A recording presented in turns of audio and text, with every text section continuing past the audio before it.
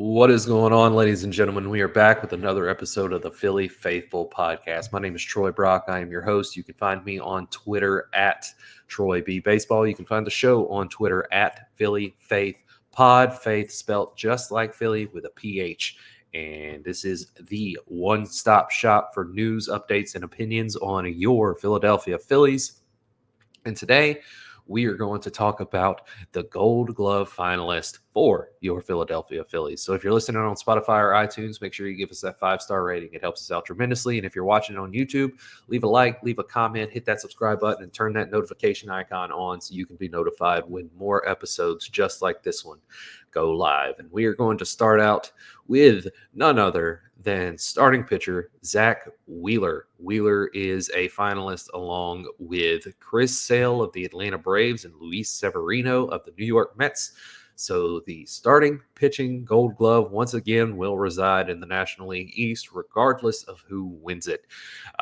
Zach Wheeler is the reigning, defending, undisputed National League starting pitcher Gold Glove champion, and he once again had a fantastic season defensively as a pitcher, as good as a pitcher can be defensively, and has been named a finalist with Chris Sale and Luis Severino. So it will be fun to see how that race plays out. I think that the voters will they're probably going to be voting Chris Sale to win the National League Cy Young. And the way these things normally work, they're going to look at this as like a consolation prize for Zach Wheeler, even though it's not really anything close to a consolation prize for the Cy Young, and will be his second career second place finish for the National League Cy Young. But this one will probably go to Zach Wheeler. He has proved time and time again he is one of the better defending pitchers in baseball, and that's not taking anything away from Severino or Chris Sale. There's just Zach Wheeler is one of the better defending pitchers in baseball, if not the best, as well as being the best pitcher in baseball. So this one will probably go to Zach Wheeler again, even if they only look at it as a consolation prize, since they're probably giving the National League Cy Young to Chris Sale for winning the National League Triple Crown. We're going to move a little bit differently. We're not going to go to first base. We're going to go to left field. We're going to talk about Brandon Marsh. He is a finalist with Ian Happ and Lourdes Gurriel Jr. Ian Happ of the Chicago Cubs and Lourdes Gurriel Jr. of the Arizona Diamondbacks. And, of course, Brandon Marsh of your Philadelphia Phillies. Brandon Marsh is a really good defender. He was a really good fielder in center field, and he has moved to left with the addition of Johan Rojas to the major league roster and starting in center field for the Philadelphia Phillies the majority of the season.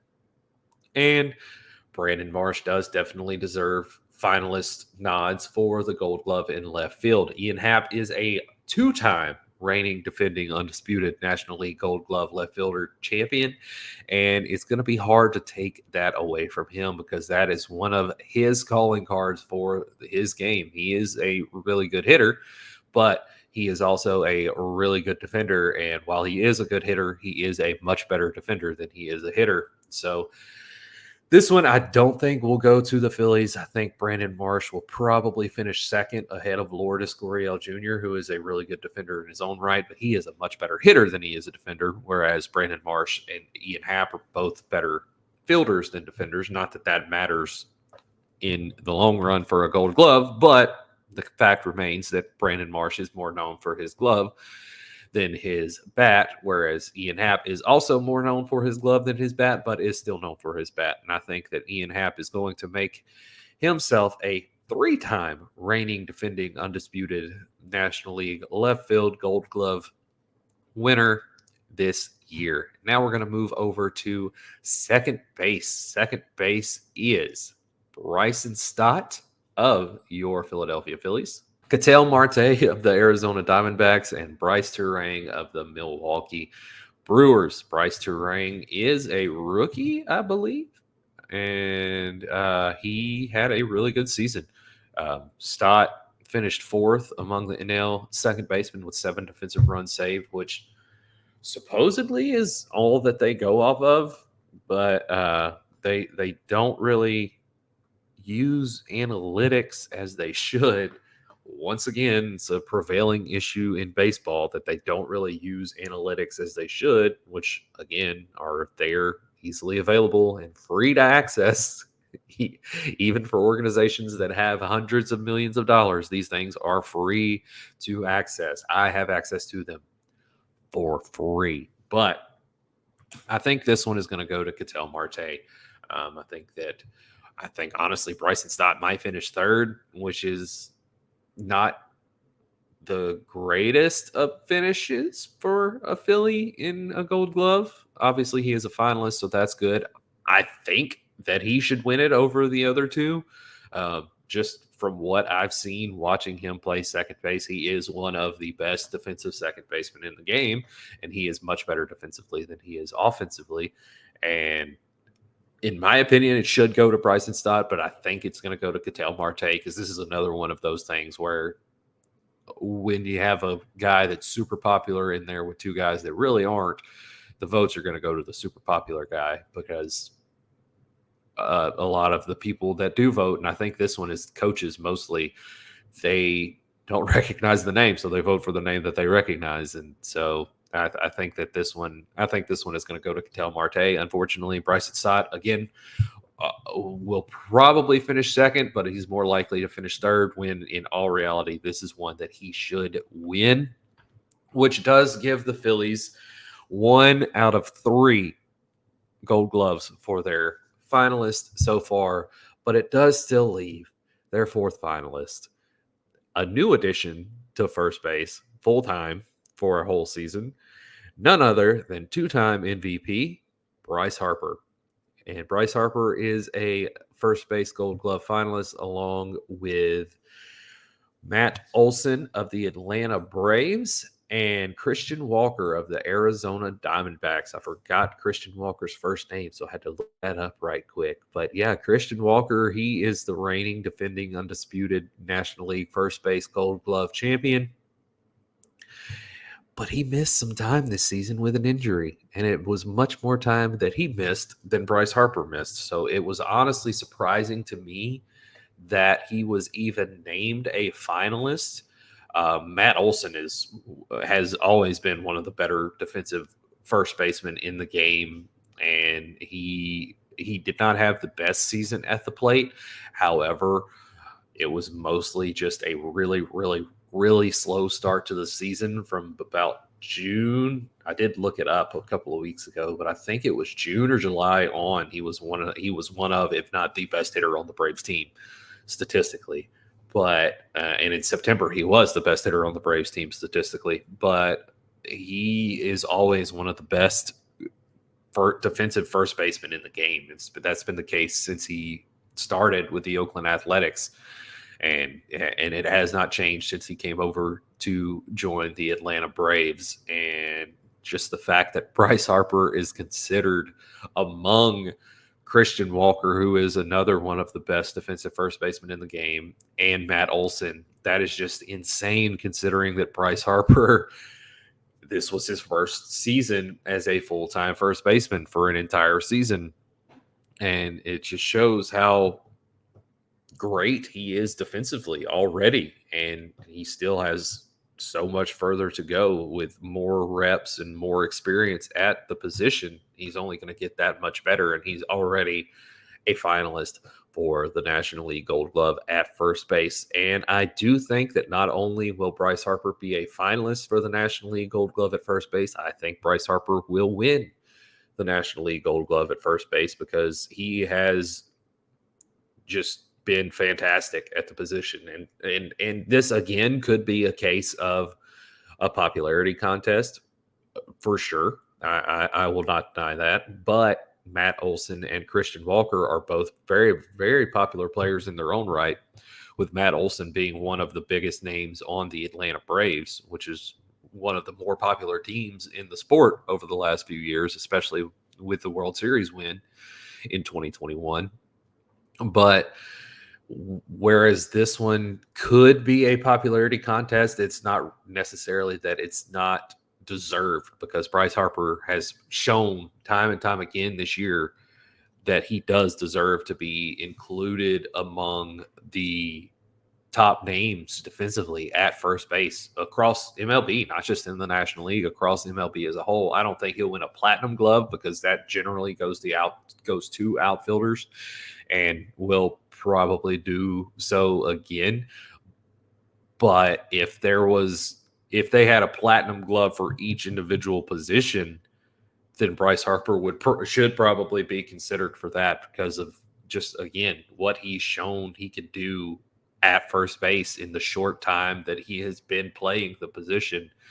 It's insane how good he is when you watch him and just make plays. And I've tweeted it a few times during games where he'll make that diving stab on a low line drive, and it seems like once or twice a series he's making that play, and I've tweeted it. That's the patented Bryce Harper defensive play at first base. And when the award show is ensuing and they're showing highlights of each player doing their job defensively, there's going to be a good bit of Bryce Harper making those diving plays and those highlight reels because he's done it time and time again. He did it in the playoffs multiple times, and I'm pretty sure it was in the playoffs when I put out that tweet, the patented or trademark Bryce Harper diving stop in the hole to make a play. And again, I think that Bryce Harper should win it, and I think that Bryce Harper will win it, which would give the Phillies 2 Gold Glovers this year, with Zach Wheeler also, in my opinion, getting the win at pitcher. And that's really, while it's not as good as a World Series championship, of course, it's kind of surprising when people looked at this team at the beginning of the season and said, where's the defense? It's like the old lady, where's the beef? Where's the defense? Yes, you have Trey Turner at short, who is one of the worst defensive shortstops in the game, and you have Nick Castellanos in right, who is one of the worst defensive right fielders in the game, except in the playoffs. But outside of those two guys, you have a really, really solid defensive alignment. When you look at it, JT Realmuto is still the best defensive catcher in baseball. Bryce Harper, a Gold Glove finalist. Bryson Stott, a Gold Glove finalist. And both of those two guys are some of the best defensively at their position in the sport. Alec Bohm, while he's not the best and not near the best, he has improved tremendously with his defense at third base. It's a night and day difference from where he was honestly, even at the beginning of the season to where he ended the season, how much he has improved defensively at third base. And then, of course, Brandon Marsh in left field, a Gold Glove finalist, one of the best defensive left fielders in the sport. And then center field, Johan Rojas.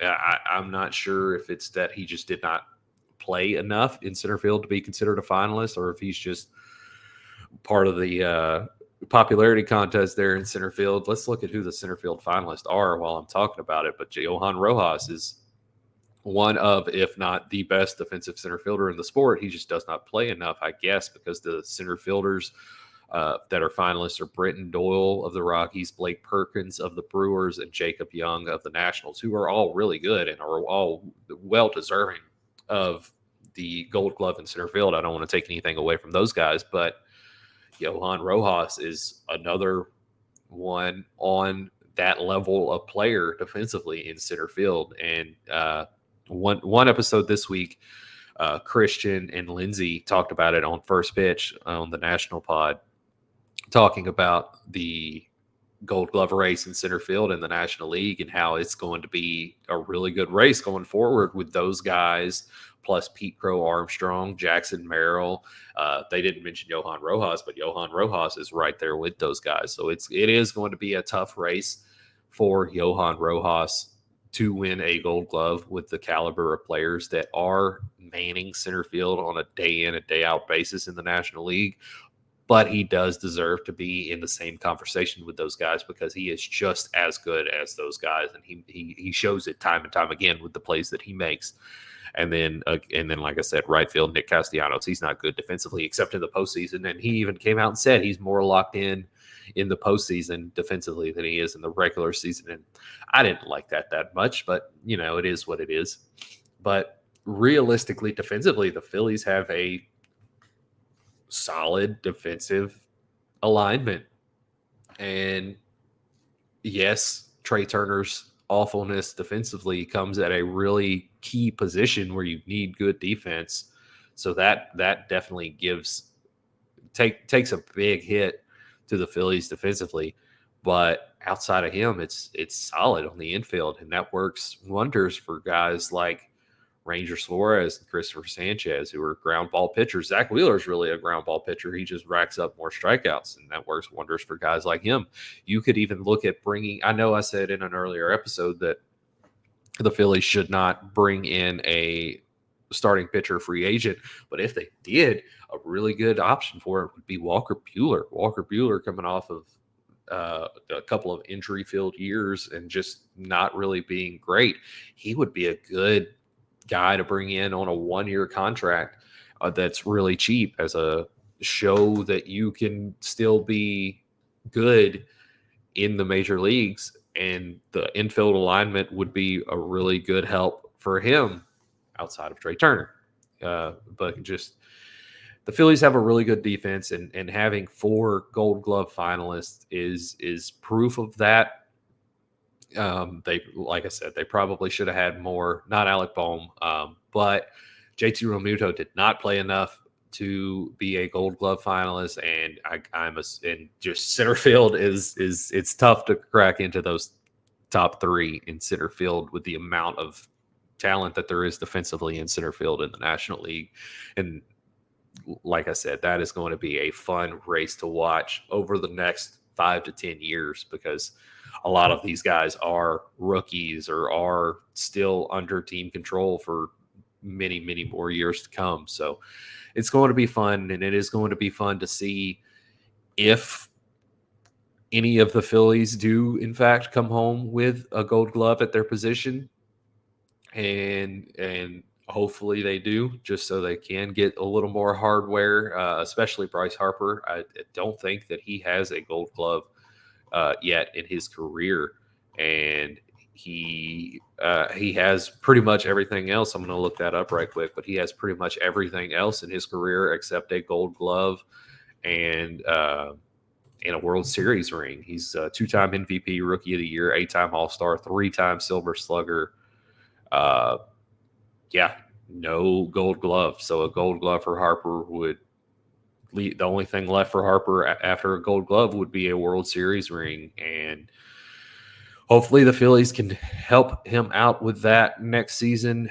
They should have been able to help him out with that this season. And even though the offense was not great in the postseason and Rob Thompson made a lot of boneheaded decisions in the postseason, Bryce Harper was still great in the postseason this year, and he still did his thing. And he did wind up with 30 home runs on the year. Look at that. I thought he was still at 29.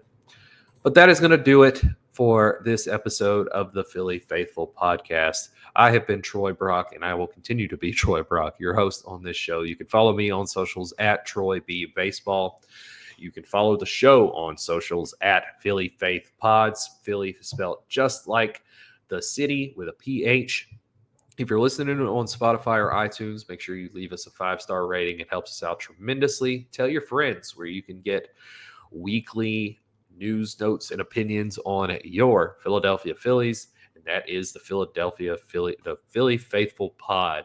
And if you're watching on YouTube, leave a like, leave a comment, hit that subscribe button, and turn on the notification icon so you can be notified when more episodes just like this one go live. And until that next episode goes live on Monday, I've been Troy. Y'all have been awesome. Peace, love, and rock and roll, but apparently country today. I'm out. Bye.